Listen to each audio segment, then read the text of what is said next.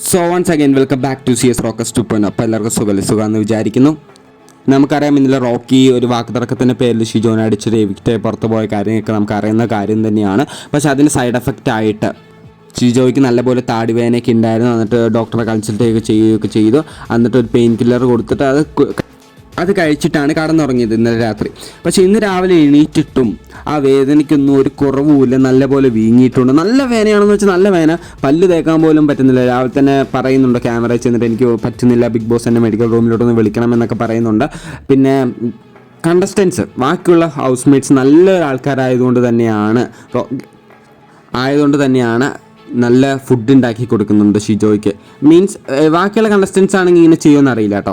അവർ കഴിക്കുന്ന ഫുഡ് തന്നെ കൊടുക്കുമായിരിക്കും ചെയ്യുക ബാക്കിയുള്ള കണ്ടസ്റ്റൻസ്. പക്ഷേ ഈ വീട്ടിലുള്ളവർ ഷിജോയ്ക്ക് വയ്യാന്ന് അറിഞ്ഞതുകൊണ്ട് തന്നെ സ്പെഷ്യലായിട്ട് ഒരു പാലും ബ്രെഡൊക്കെ മിക്സ് ചെയ്തിട്ടൊരു നല്ലപോലെ കുറുക്ക് രൂപത്തിലുള്ള ഫുഡാണ് കൊടുക്കുന്നത്. അത് എഡിബിളായിട്ട് കഴിക്കാൻ സാധിക്കുമെന്ന് എന്നതുകൊണ്ട് തന്നെ നല്ലൊരു ഫുഡാണ് ഇപ്പോൾ ഉണ്ടാക്കി കൊടുക്കുന്നത്. മോനെ കുഴപ്പമുണ്ടോ, അങ്ങനെ നല്ലപോലെ ഒരു സ്നേഹത്തോടെ ഒരു ഹോംലി ഫീലിംഗ് ആണ് കൊടുക്കുന്നത് ഷിജോയ്ക്ക്.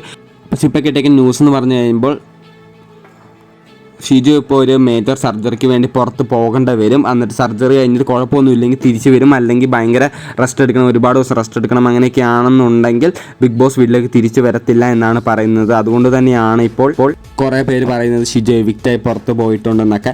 എവിക്റ്റായി പുറത്ത് പോയിട്ടില്ല, ഇതുവരെ ലൈവിലൊക്കെ ഷിജോനെ കാണാൻ സാധിക്കുന്നുണ്ട്. പക്ഷേ ഇനി എന്തെങ്കിലും കുഴപ്പമുണ്ടെങ്കിൽ മാത്രമാണ് ഷിജോ പുറത്ത് പോകാൻ ചാൻസസ്. അങ്ങനെ പുറത്ത് പോകില്ലായിരിക്കും എന്ന് നമുക്ക് പ്രതീക്ഷിക്കാം. എന്തായാലും ഇന്ന് വൈകുന്നേരത്തോടെ നമുക്ക് എല്ലാ ന്യൂസും കിട്ടുന്നതായിരിക്കും. അത് ഈ ചാനൽ അപ്ഡേറ്റ് ചെയ്യുന്നതായിരിക്കും. അതിനുവേണ്ടി മറക്കാണ്ട് ഈ ചാനൽ സബ്സ്ക്രൈബ് ചെയ്ത് വെക്കുക. Bye, see you next video.